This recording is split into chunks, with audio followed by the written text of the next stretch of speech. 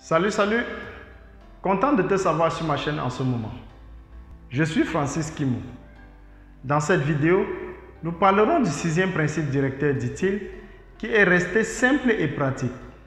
Suis la vidéo jusqu'à la fin pour comprendre quel est l'objectif de ce principe directeur afin de l'appliquer dans tes actions et décisions quotidiennes. Nous démarrons dans un instant.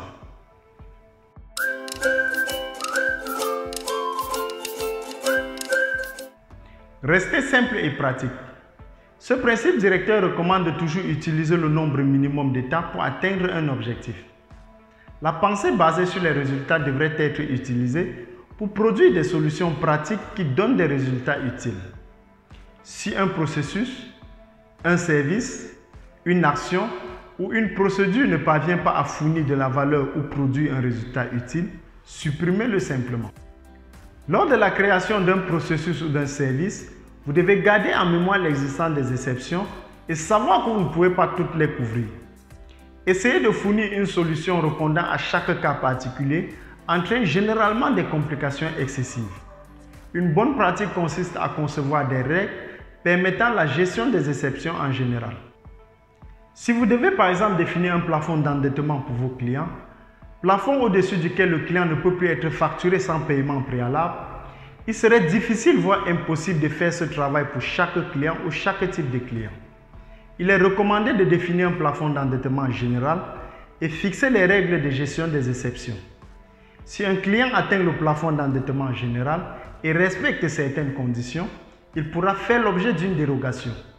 Dérogation relevant de la compétence d'un ou plusieurs responsables clairement définis.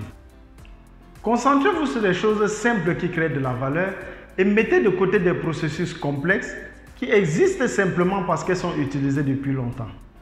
Chaque fois que vous aurez des tâches complexes sur votre parcours, posez-vous la question de savoir pourquoi elles existent.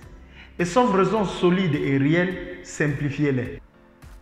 Une des implications de ce principe est que vos processus ne doivent couvrir que les bases et non être conçus pour couvrir toutes les situations possibles. Formez les personnes à reconnaître chaque fois qu'ils doivent faire quelque chose de différent et faites-les confiance.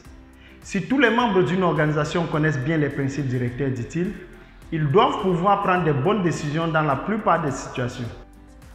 Pour qu'une pratique soit bien intégrée, il faut faciliter son application et son suivi.